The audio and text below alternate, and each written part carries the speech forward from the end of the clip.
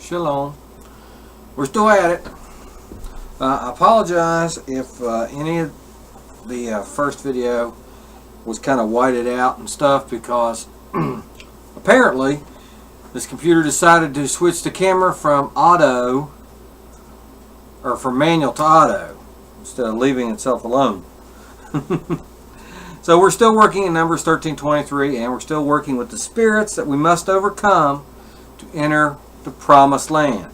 These two here happen to be Jebusites and Amorites. And I'm just going to read it real quick again. No stops this time. I'm going to start we're not even going to bother with the very beginning. We'll just get up here to somewhere, how about 13:26. This is Numbers 13:26 and on.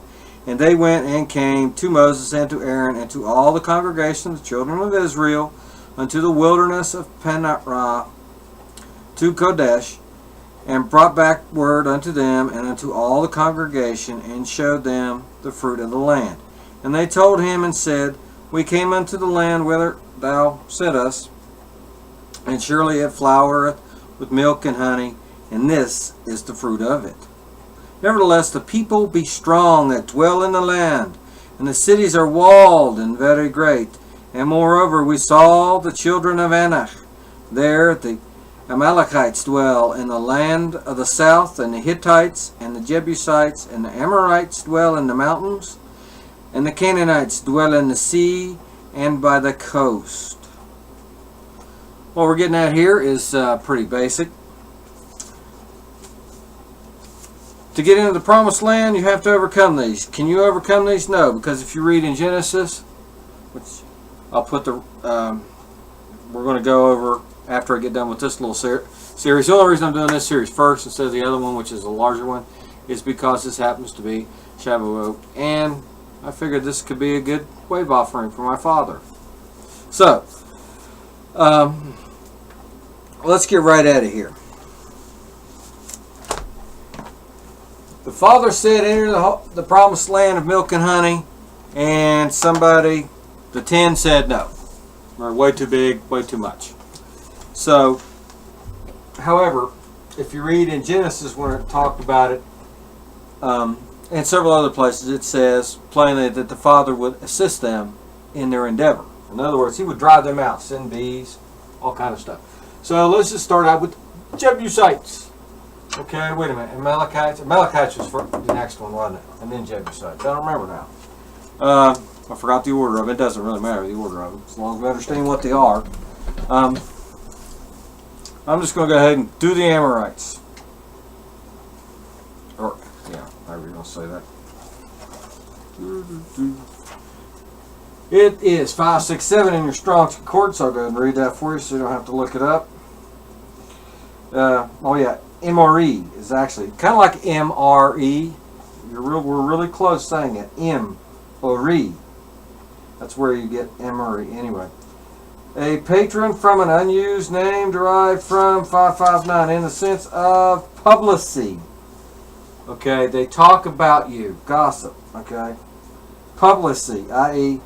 prominence. Thus, a mountaineer, an Amorite, one of the Canaanish tribes, an Amorite. Okay. I'm going to go back to the root, which is 559. Now this gets really interesting. A primitive root, to say, okay, to say, used with great latitude. It can mean many things. Answer, appoint, avow, bid, boast, self, call, clarify, challenge, charge, plus, at the give, command, commandment, commune, consider, declare, demand, plus desire, determine, plus expressly, plus indeed, name, or intend, sorry. Name plus plainly, promise, publish, report, require, say, speak, against, or of, plus still, purpose, talk, tell, term, that is, think, use, speech, utterly, verily, yet.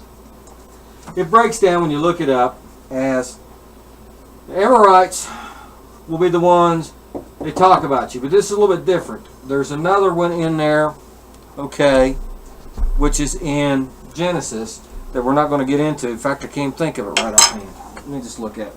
It's in Genesis, and it happens to be the one that you got to worry about. Genesis 15:19. The Kenites. Kenites. Okay, which is 70:17. Those are the ones that you would consider straight up gossip, that they're a little bit different. They're the ones that frustrate you. This is a little different, and if you really work on it and break it down hard enough, what you're going to find is they talk about you, and it is gossip.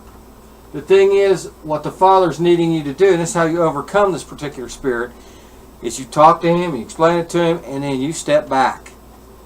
I know we want to go fight it, and fight it out, jump in. Hey, what are you doing? I didn't do that. I wasn't there that day, or whatever it happens to be. No, that's not how that worked. Not on this one here. When you find people that are talking about you, that's just like when Joshua in the New Testament, he didn't sit there, and when the Sadducees and the Pharisees, or all of them were trying to get him to say, I am this and I am that, and da-da-da-da, he didn't. He stood there completely silent. Let them rant and rave and accuse all day.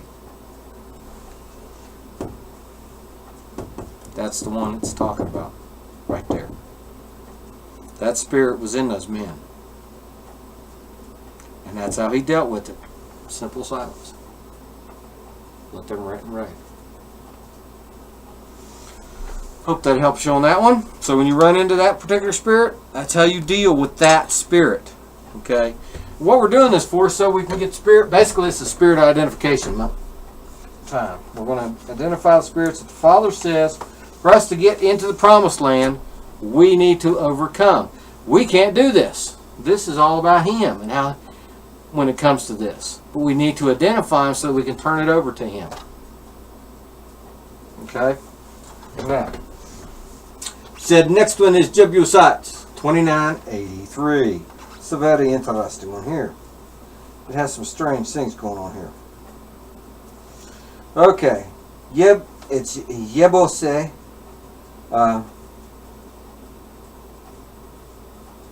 The trial from, or partial from, 2982, a Jebusite or inhabitant of Jebus. Jebusite or Jebusites. Okay, now the root word, or the root is 2982 from 947, trodden, i.e. a threshing place.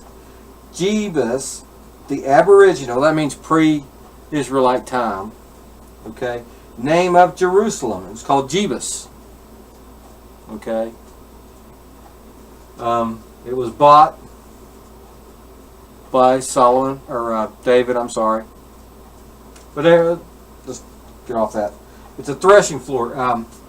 What would happen is they would take a donkey or an animal like that, maybe an ox, and they hooked a tread. It's called a threshing sled, and it was like about half this board right here, and a bunch of holes all through it. They put a little bit of weight on it. You throw all this stuff down on your wheat or whatever your crop is in a big flat place, good and dry, and they would take and run this sledge over, trotting it down. Basically, it's a threshing floor. Other times, there's other places that, but what would happen is the wind would blow that off. Some of them, some types of the crops, you beat until the ends come off, okay, and the seed is left. Because after you're after is the seed. The chaff you don't need; it blows away in the wind. Well, anyway, that's what it's talking about. These are people somehow that's in a government or in a position of power, and not necessarily in a position of power. They might think they're in a position that can do this, but it's people who are trying to downtrodden you, to rule over you in such a way. It's not wrong for somebody to rule over you if they're doing it in a righteous way. This is the ones that do it as in to grind you into dust, grind you into the ground. Okay?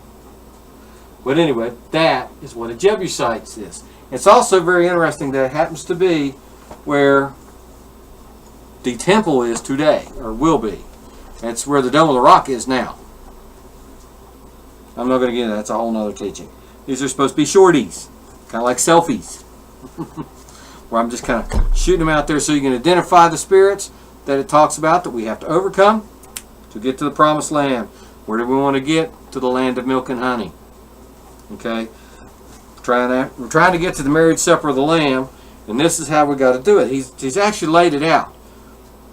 We just have to actually identify our problems and work on them. So, on to the next ones.